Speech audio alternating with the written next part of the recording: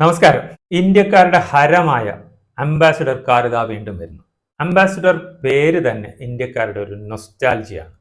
കാരണം പഴയ കാലത്ത് ഇവിടെ വേറെ കാറൊന്നും ഉണ്ടായിരുന്നില്ല എന്നുള്ളതാണ് എൻ്റെ കാര്യം. ബ്രിട്ടീഷുകാർ ഭരിക്കുന്ന രാജ്യങ്ങളിലെല്ലാം അവരുടെ എല്ലാ പ്രൊഡക്റ്റുകളും ആ രാജ്യത്ത് വിൽപ്പന നടത്തുക, അടിച്ചേൽപ്പിക്കുക എന്നുള്ളതായിരുന്നു അവരുടെ ഏറ്റവും താല്പര്യം.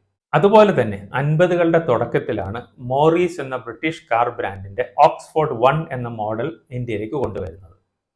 1 എന്ന മോഡലും 2 എന്ന മോഡലും വിറ്റിരുന്നത് ബിർള കമ്പനിയായിരുന്നു. ആദ്യത്തെ കാറുകൾക്കെല്ലാം ലാൻഡ് മാസ്റ്റർ എന്ന് പേര് നൽകിയിരുന്നു. അതിനുശേഷം 57-ൽ അവരുടെ ഓക്സ്ഫോർഡ് 3 എന്ന മോഡൽ അവരുടെ ടെക്നിക്കൽ സപ്പോർട്ടോടുകൂടി ഇന്ത്യയിൽ ഉൽപ്പാദനം തുടങ്ങി. പിന്നീട് പ്രൊഡ്യൂസ് ചെയ്യാൻ തുടങ്ങിയപ്പോഴാണ് ഈ ഓക്സ്ഫോർഡ് 3 എന്ന് പറയുന്ന മോറീസ് കാറുകൾ ഇന്ത്യയിൽ അംബാസിഡർ എന്നറിയപ്പെടാൻ തുടങ്ങിയത്. അന്ന് മുതൽ ഏതാണ്ട് 67 വർഷം ഈ കാർ ഇന്ത്യയിൽ ഉൽപ്പാദിപ്പിച്ചു. Ambassador mark 1, mark 2, mark 3, mark 4, grand എന്നൊക്കെ പറഞ്ഞ് ജനകീയ കാർ തന്നെയായിരുന്നു. പക്ഷേ നിർഭാഗ്യകരമെന്ന് പറയാം, 10% ടെക്നിക്കൽ ഡെവലപ്മെന്റ് പോലും അതിൽ കൊണ്ടുവരാൻ സാധിച്ചിട്ടില്ല. വളരെ നിസ്സാരമായ കോസ്മെറ്റിക് ചേഞ്ചസ് മാത്രമാണ് ചെയ്തത്. കാരണം ഒരു കോമ്പറ്റീറ്റർ ഇല്ല. അതുകൊണ്ട് ഈ കാർ മാത്രമായിരുന്നു ഇന്ത്യക്കാരുടെ ആശ്രയം. ഒപ്പം തന്നെ ഫിയാറ്റും ഉണ്ടായിരുന്നെങ്കിലും കോമ്പറ്റീറ്റർ ഉണ്ടെങ്കിലേ ഡെവലപ്മെന്റ്സ് വരികയുള്ളൂ. എന്നാൽ ഇവിടെ മറ്റു കോമ്പറ്റീറ്റേഴ്സ് ഒന്നും ഇല്ലാത്തത് കൊണ്ട് തന്നെ 67 വർഷം ഈ കാർ അതേ മോഡലിൽ, അതേ പേരിൽ, അതേ സാധനം, ഒരു വ്യത്യാസമില്ലാതെ ടൺ കണക്കിന് വെയിറ്റുള്ള കട്ടി ഇരുമ്പോട് കൂടിയിട്ടുള്ള ഈ വാഹനം ഇവിടെ നിർമ്മിച്ചുകൊണ്ടിരുന്നു. പക്ഷെ ഇത്രയും വർഷം ആധിപത്യം നേടിയതുകൊണ്ട് നമ്മൾ അതിനെ ഇന്ത്യൻ കാർ എന്ന് വിളിക്കുന്നു. അന്നു മുതൽ നമ്മൾ ഉപയോഗിക്കുന്ന എന്തെല്ലാം സാധനങ്ങൾ ഇവിടെ ഉണ്ട്. കോൾഗേറ്റ് ഉണ്ട്, Horlicks, Boost, Dettol, Lifebuoy, Pears, Pond's, Bata, ഇങ്ങനെ 100 കണക്കിന് സാധനമുണ്ട്. ഇതെല്ലാം കുറെ കാലമായിട്ട് നമ്മൾ ഉപയോഗിക്കുന്ന കാരണം നമ്മുടെയൊക്കെ ധാരണ ഇത് ഇന്ത്യൻ ആണെന്നാണ്. ഇതൊന്നും ഇന്ത്യൻ അല്ല.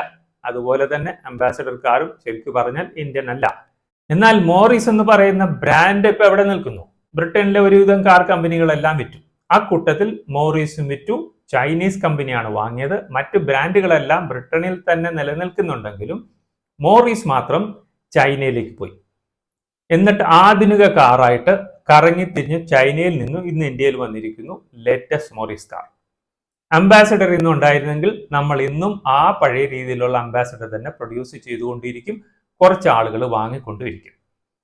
80കളുടെ തുടക്കത്തിൽ ജാപ്പനീസ് സുസുക്കി കമ്പനി ഇന്ത്യയിൽ വരുന്നു.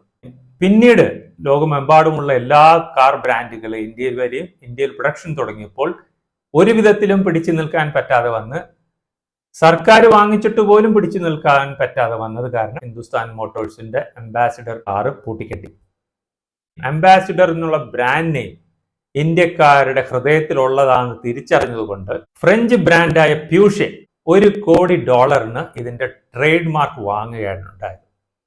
അംബാസിഡർ എന്ന് പറയുന്ന ബ്രാൻഡിന്റെ ട്രേഡ് മാർക്ക് ഇപ്പോൾ ഇവരുടെ കൈവശമാണ്, ഹിന്ദുസ്ഥാൻ മോട്ടോഴ്സിന്റെ അല്ല. പ്യൂഷെ എന്ന് പറയുന്ന ഫ്രഞ്ചുകാർ പല വിധത്തിലുള്ള കാറുകൾ ഇന്ത്യയിൽ ഇറക്കി ഫെയിലായി.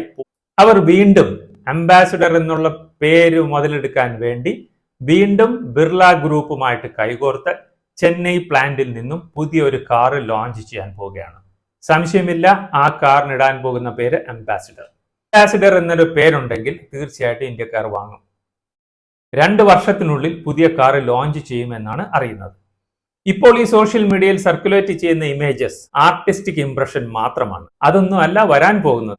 കാറിന്റെ ഫൈനൽ ഡിസൈൻ അല്ലെങ്കിൽ അതിന്റെ എഞ്ചിൻ, ഇങ്ങനെയുള്ള കാര്യങ്ങളെ പറ്റി ഒന്നും തീരുമാനമായിട്ടില്ല. പ്യൂഷയുടെ പുതിയ കാറാണ് അംബാസിഡർ എന്ന പേരിൽ വരുന്നത്. എന്നാലും നമ്മൾക്ക് നൊസ്റ്റാൾജിയ അല്ലെങ്കിൽ നമുക്ക് ഇമോഷൻ ആണ് പ്രയോറിറ്റി, നമ്മുടെ ഇഷ്ടം. അതുകൊണ്ട് തന്നെ നമ്മൾ അത് 2 കൈ നീട്ടി സ്വീകരിക്കും എന്ന് തന്നെ പ്രതീക്ഷിക്കാം.